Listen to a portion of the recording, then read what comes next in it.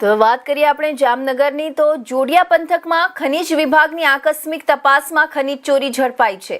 રૂપિયા 1.5 કરોડનો મુદ્દામાલ જપ્ત કરવામાં આવ્યો છે.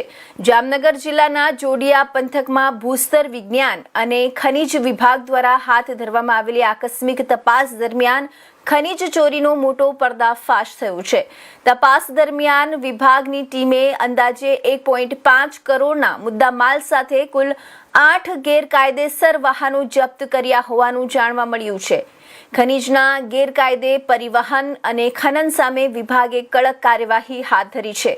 તપાસ દરમિયાન વાહન નંબર GJ10 TY6100 ના માલિક એઝાઝભાઈ દ્વારા તપાસ ટીમ સાથે ગેરવર્તન કરવામાં આવ્યું હોવાનો આક્ષેપ કરવામાં આવ્યો છે.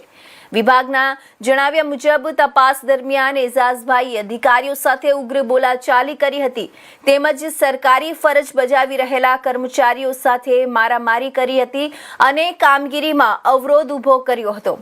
ઘટનાના વિડીયો સોશિયલ મીડિયામાં વાયરલ થતા સમગ્ર મામલો ચર્ચાનો વિષય બન્યો હતો.